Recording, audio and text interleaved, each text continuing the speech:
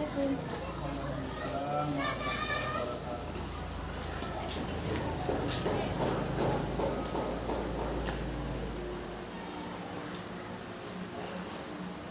silakan duduk.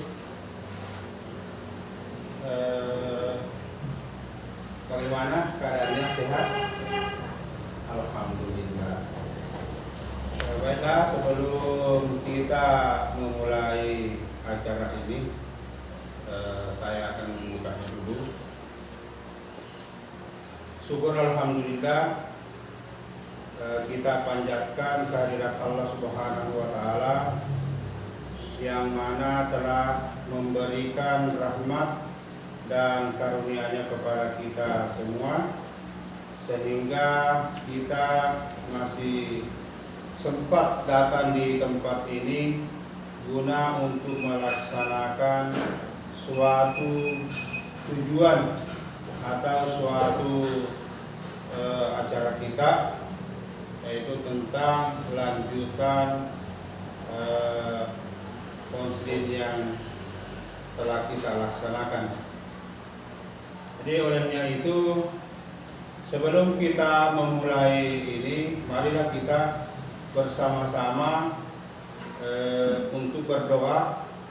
Semoga apa yang kita laksanakan pada hari ini mendapat ridha dari Allah Subhanahu wa taala.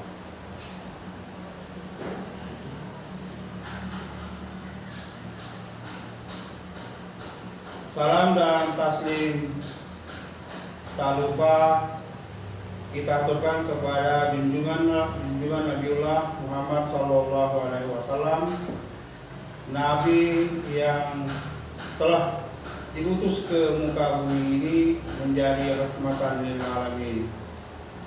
Jadi ananda yang saya hormati dan saya cintai, pada pertemuan kita yang lalu telah kita menyelesaikan pertemuan pertama. Nah, kita di sini adalah untuk menindaklanjuti apa yang telah pernah kita laksanakan dulu. Jadi sama halnya dengan yang pertama, bahwa tetap kita di sini menjaga yang namanya asas. Yang pertama adalah asas kesukarelaan, sebagaimana dulu yang saya katakan kepada Anda ini, bahwa asas kesukarelaan ini adalah merupakan salah satu asas yang dimana seorang konseling atau seorang siswa datang dengan sendirinya untuk meminta yang namanya tentang kebijakan atau keadilan di dalam bimbingan dan konseling. Yang kedua adalah asas keterbukaan. Nah, di sini di asas keterbukaan ini yang pernah juga saya sampaikan pada pertemuan yang lalu adalah merupakan salah satu asas di mana ananda ini harus menceritakan semua apa yang terjadi pada diri ananda sendiri, atau dengan kata lain segala permasalahan yang ananda alami ini harus menceritakan kepada saya dan jangan mau disimpan-simpan, karena di sini kita juga mempunyai asas lagi yang namanya asas kerahasiaan. Nah, asas kerahasiaan ini adalah merupakan salah satu asas yang dimana seorang konseling dan konselor itu menyimpan dengan rapat-rapat apa yang dikatakan kerahasiaan. Jadi semua permasalahan yang ananda alami pada saat ini dan menceritakan kepada Bapak, tidak akan bisa orang lain mengetahuinya terkecuali ananda sendiri dengan saya. Jadi itulah sebabnya kita di konseling ini mempunyai asas supaya apa yang kita laksanakan itu tidak bisa diketahui orang lain. Yang kedua adalah masalah waktu. Nah, waktu yang kita laksanakan, yang kita pakai di sini hanya sekitar 40 menit. Jadi mudah-mudahan di pertemuan kita kedua ini bisa semua apa yang pernah kita alami di pertemuan pertama itu sudah bisa kita tuntaskan di sini di pertemuan kedua. Dan yang ketiga adalah ada yang dikatakan teknik yang saya pakai di sini adalah teknik self management. Artinya self management ini adalah suatu teknik di mana seorang konselor memberikan arahan-arahan kepada konselingnya, dan konseling sendiri itulah yang akan mengatur dirinya sesuai dengan apa kendala-kendala yang dihadapi pada saat ini. Nah, olehnya itu saya merasa bersyukur sekali dan saya sudah mengetahui tentang permasalahan yang Ananda hadapi ini. Olehnya itu, marilah kita sama-sama saling membantu untuk melaksanakan atau menuntaskan segala kendala-kendala yang Ananda hadapi. Jadi dalam hal ini Bapak mau bertanya, apakah selama ini yang Bapak berikan tentang bagaimana metode untuk mengatur waktu atau langkah-langkah untuk mengatur diri supaya Ananda bisa mengerjakan semua permasalahan yang Ananda hadapi itu dengan baik dan tidak akan mengganggu lagi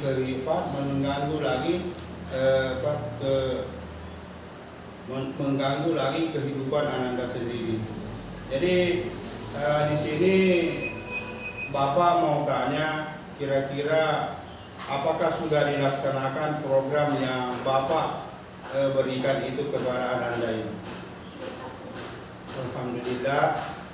Jadi Ananda ini mulai dari mana? Mulai dari saya pulang sekolah.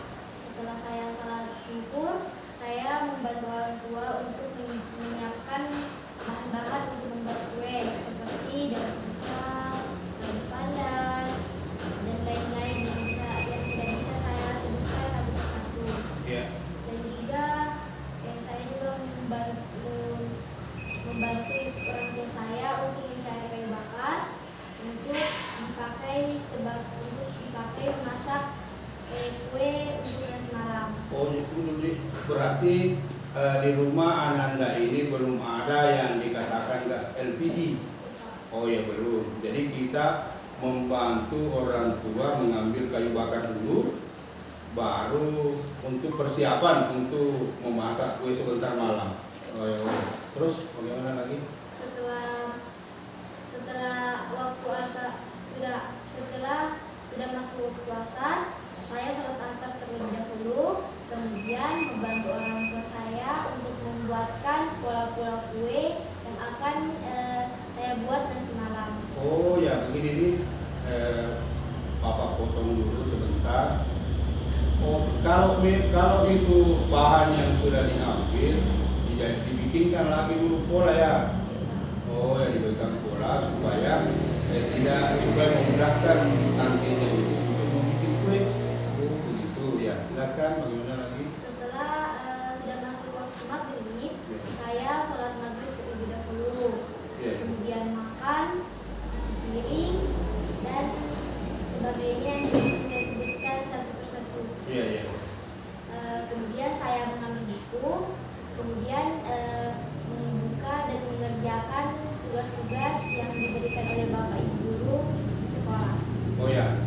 setelah salat maghrib istirahat dulu sebentar dan lalu kita mengambil buku untuk mengerjakan semua PR yang dikasih oleh bapak dan ibu gurunya di sekolah.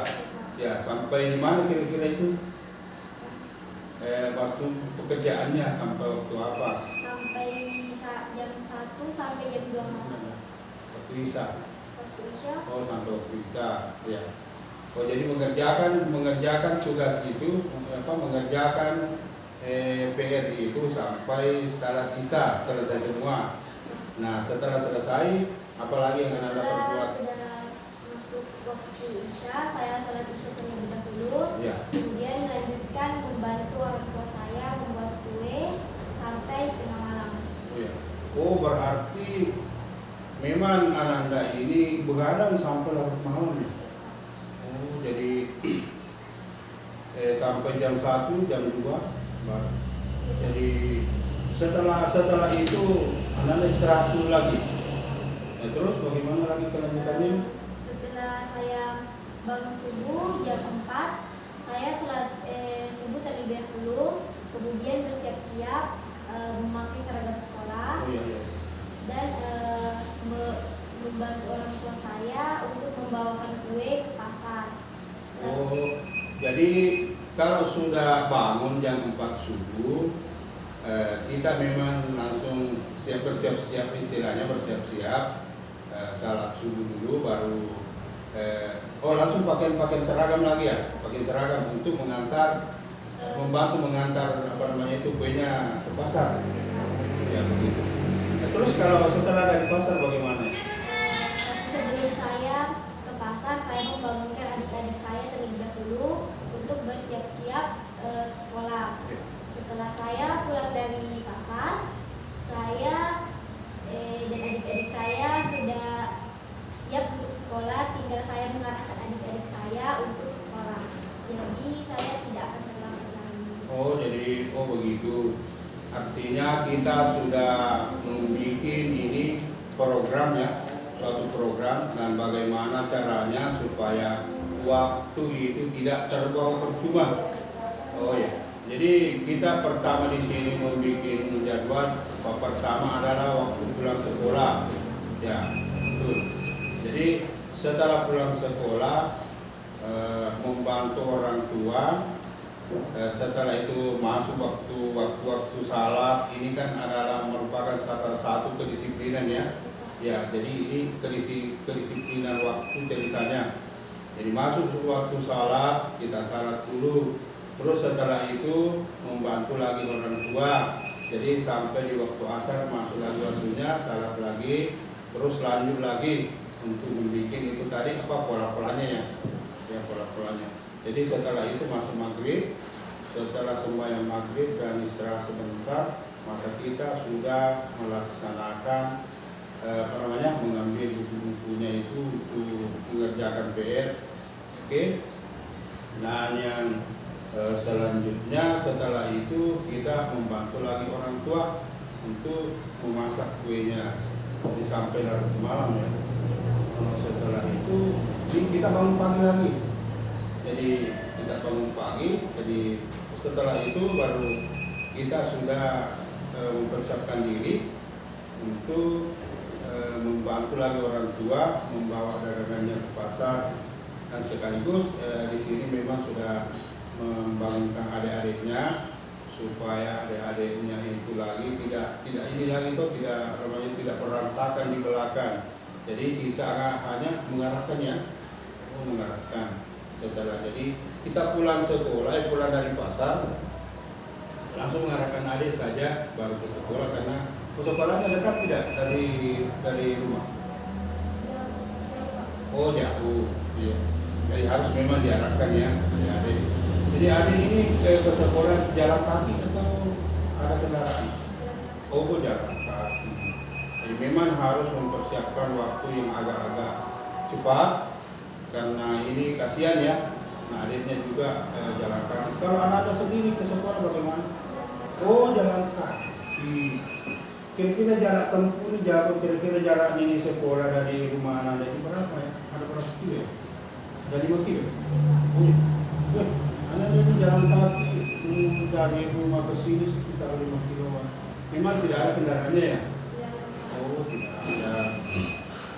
Jadi kira-kira bagaimana ya menurut Anda setelah Bapak memberikan arahan-arahan ini kepada Anda, cara menyusun waktunya, yang kedua bagaimana menjaga kedisiplinan ini ya, terutama menjaga kedisiplinan supaya apa yang kita akan tempuh ini berjalan dengan sesuai dengan apa yang kita rencanakan.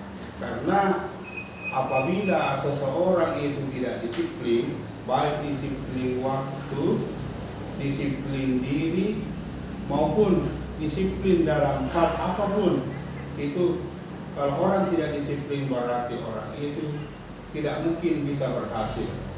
Karena faktor utama yang penopang keberhasilan itu adalah kedisiplinan. Jadi kita harus menjaga kedisiplinan ini, terutama disiplin waktu, disiplin pada diri sendiri, ya, disiplin pada diri sendiri, disiplin pada keluarga, supaya apa yang kita laksanakan ini pada diri kita ini tertanam dalam-dalam, supaya bisa mengontrol kehidupan kita ini, dan apa yang kita laksanakan tidak akan saling tidak saling bersentuhan. Oh lupa, Bapak ini mau tanya, kalau Ananda ini masih punya orang tua? Masih Pak, tapi cuma. Oh ya, berarti bapaknya sudah tidak ada. Oh, iya. Oh berarti Ananda ini menjadi tulang punggung. Pantas ya, pantas Ananda ini bersikeras untuk membantu orang tua, untuk membantu ya bagaimana untuk menutupi kehidupan keluarga ya, dan adik-adiknya, karena adik-adiknya masih sekolah semua. Jadi setelah itu kira-kira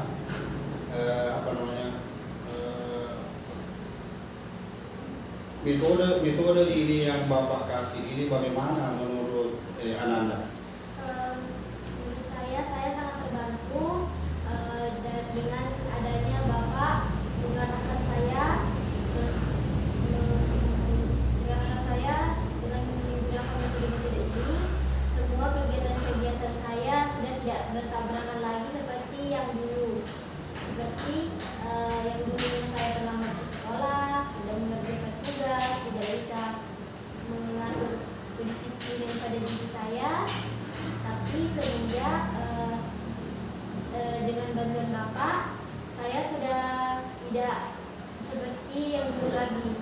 Dan yang paling penting, semenjak saya melakukan metode-metode ini, pekerjaan orang tua saya tetap terlaksana dan tidak mengaruhi kegiatan saya di sekolah. Oh, alhamdulillah, jadi selama ini yang Ananda laksanakan adalah tentang bagaimana metode-metode yang Bapak berikan dulu di pertemuan pertama, bagaimana cara kita mengatur waktu dengan baik.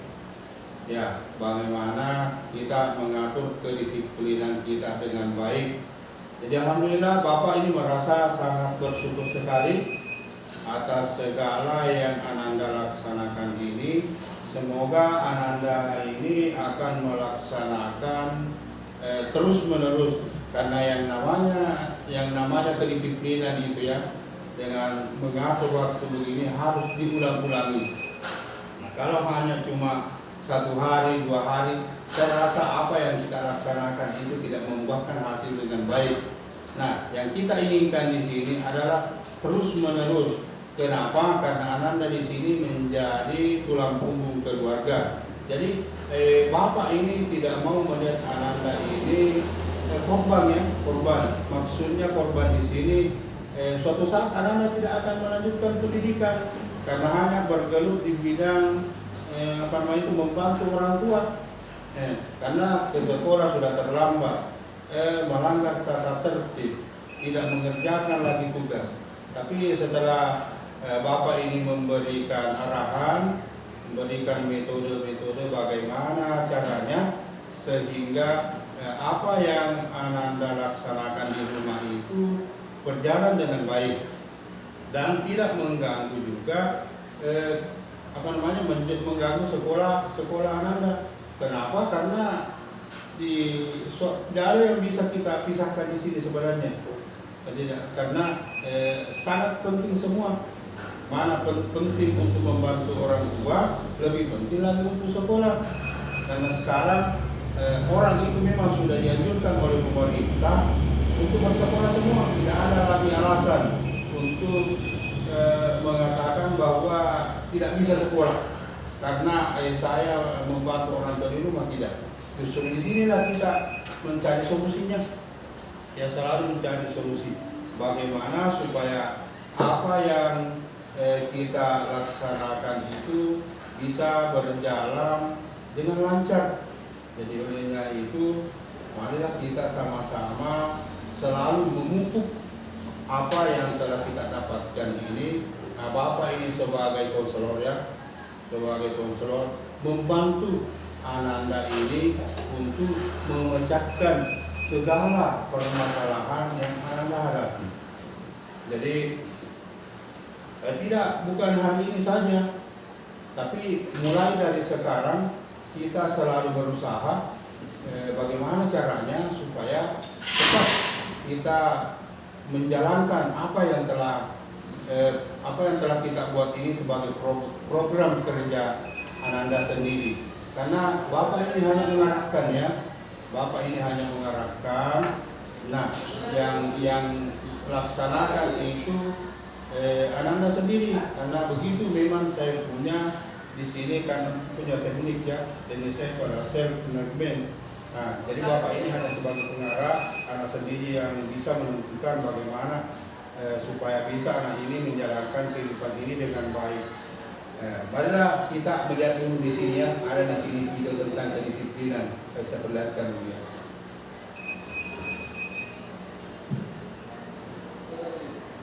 Perhatikan ya.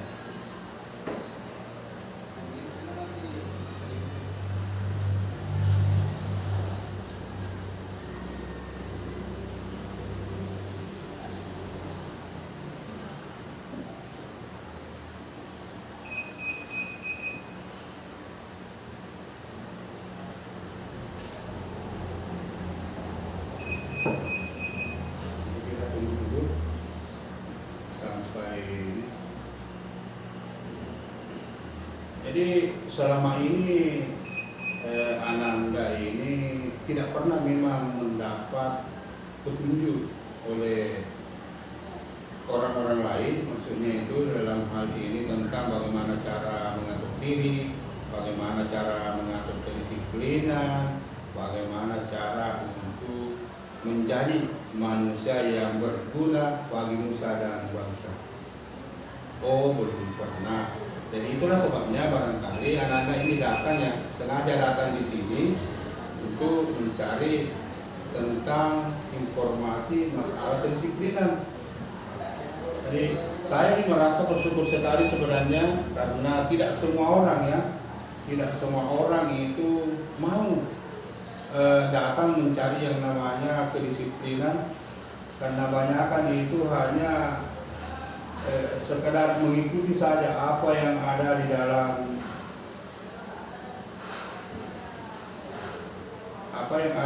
kehidupannya.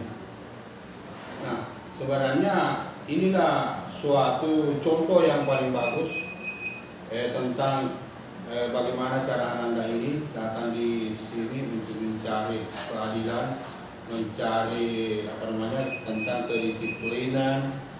Jadi Bapak merasa sangat bersyukur karena tidak semua siswa ya, bukan cuma siswa, tidak semua orang yang bisa berbuat seperti Ananda yang berbuat sekarang ini.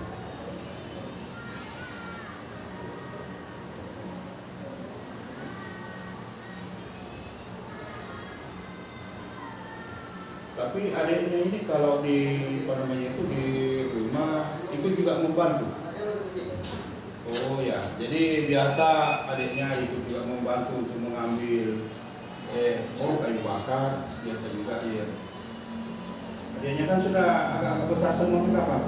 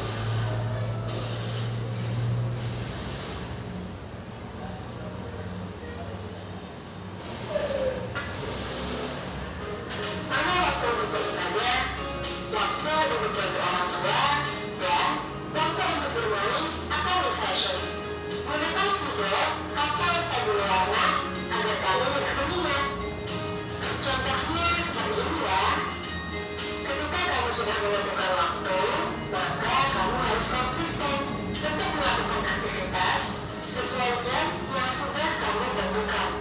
Waktunya belajar, ya harus fokus belajar.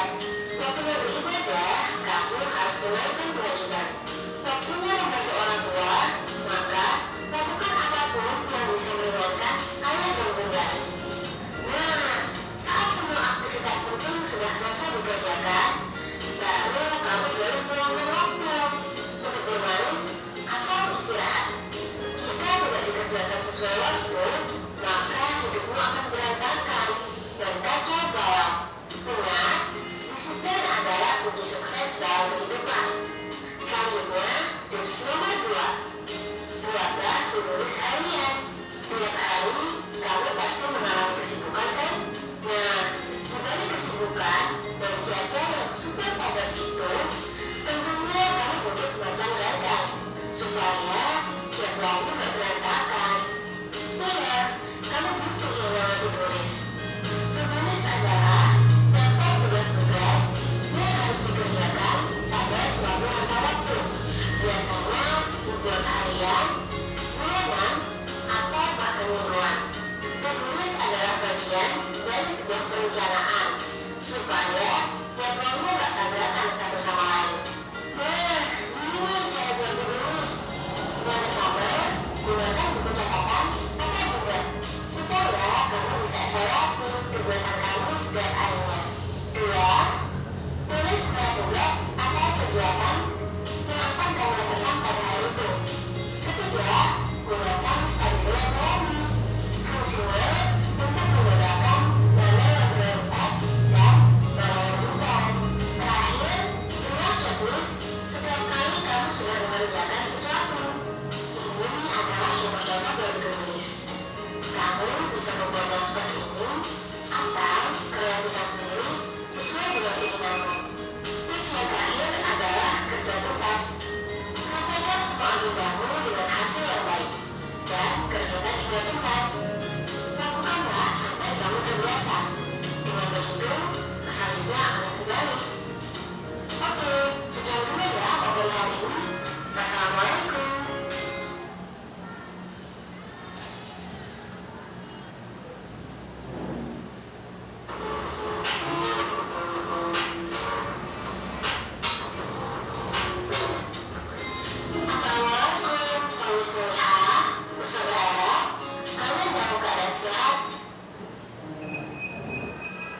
Nah, setelah selesainya tadi Anda lihat ini tentang video pembelajaran masalah tata cara mengatur kedisiplinan diri dan bagaimana caranya supaya kita bisa bekerja dan tidak tabrakan antara satu dengan yang lainnya. Kira-kira bagaimana menurut pendapat Ananda ini tentang video tadi yang ditayangkan ini? Baik Pak, karena dengan saya melihat ini, saya bisa menjaga kedisiplinan saya. Berarti apa yang telah tadi Ananda lihat di video ini kurang lebih dengan apa yang Ananda laksanakan pada saat sekarang ini. Oke, jadi olehnya itu kita harus saling menjaga kembali, saling memelihara apa yang telah kita dapatkan sekarang ini, karena kita ini mau sukses ya, mau sukses, mau berhasil. Nah, janganlah selalu berpikir bahwa saya ini dari keluarga yang tidak mampu dan selalu berprinsip pada diri sendiri bahwa tidak mungkin saya berhasil. Tidak. Ya, di sini yang namanya keberhasilan itu faktor pertama tadi yang saya katakan adalah kedisiplinan, yang kedua adalah kemauan. Ya. Orang-orang selalu berkata bahwa di mana ada kemauan, di situ pasti ada jalan. Nah, justru walaupun kita dapatkan kemauan ini, walaupun kita dapatkan jalan ini, tapi trik-triknya yang kita tidak tahu. Bagaimana caranya supaya bisa kita menjalankannya ini dengan penuh semangat, hati-hati, dan sesuai apa yang kita inginkan. Nah, justru itulah Bapak memberikan arahan-arahan pada pertemuan yang lalu itu tentang metode untuk mengatur waktu, bagaimana cara untuk menjaga kedisiplinan, bagaimana cara itu untuk membantu mengerjakan semua pekerjaan yang Ananda bantukan itu kepada orang tua, karena ini bukan pekerjaan yang ringan ya. Ananda, ini bukan pekerjaan yang ringan. Sebenarnya itu orang sekolah itu kalau mau dipikir ya, bekerja hanya sekedar ini, tapi karena Ananda ini merupakan salah satu tulang punggung di keluarga itu, jadi Ananda harus bersikap keras, supaya apa yang Ananda laksanakan ini semuanya nanti membuahkan hasil dengan baik. Jadi itulah sebabnya Bapak selalu berusaha untuk mencoba memberikan konseling ini kepada Ananda, dan kita harus saling membantu. Karena kalau Bapak saja memberikan ini metode ini dan Ananda tidak melaksanakan, saya rasa sia-sia. Jadi Bapak memberikan arahan, Ananda yang harus melaksanakan, karena Ananda yang faktor utamanya. Bapak ini hanya sekedar membantu untuk meringankan beban yang Ananda hadapi. Jadi olehnya itu kita sama-sama saling membantu dan saling sharing. Jika seandainya suatu saat nanti umpamanya ada hal-hal yang Ananda kurang dipahami, bisa datang lagi untuk ini sama Bapak, bagaimana caranya lagi Pak, begini dan sebagainya. Jadi baik, ada di sini lembaran kerja, barangkali Ananda bisa kerjakan dulu seperti apa yang Ananda laksanakan dulunya.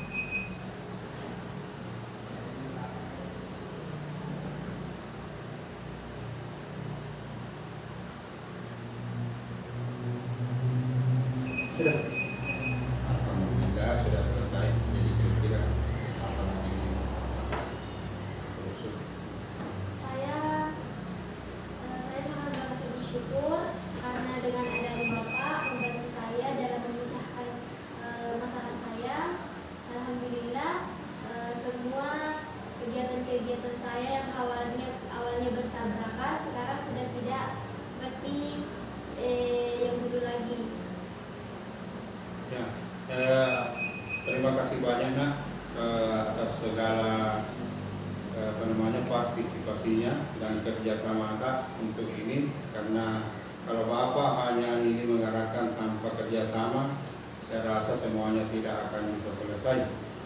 Dan untuk mengakhiri pertemuan kita pada hari ini, marilah kita sama-sama berdoa menurut agama dan keyakinan kita masing-masing. Doa dimulai. Amin. Auzubillahi minasyaitonirrajim. Bismillahirrahmanirrahim. Rabbana waj'alna muslimaini laka wa min dzurriyyatina ummatan muslimatan lak wa arina manasikana wa tub 'alaina innaka antat tawwabur rahim. Allahumma rabbana atina fid dunya hasanah wa fil akhirati hasanah wa qina adzabannar. Wa sallallahu ala sayyidina Muhammadin walhamdulillahi rabbil alamin. Setelah selesainya pembacaan doa ini, maka acara kita sudah selesai. Terima kasih dan semoga kita bisa menjalankan tugas kita masing-masing dan mendapat ridha dari Allah Subhanahu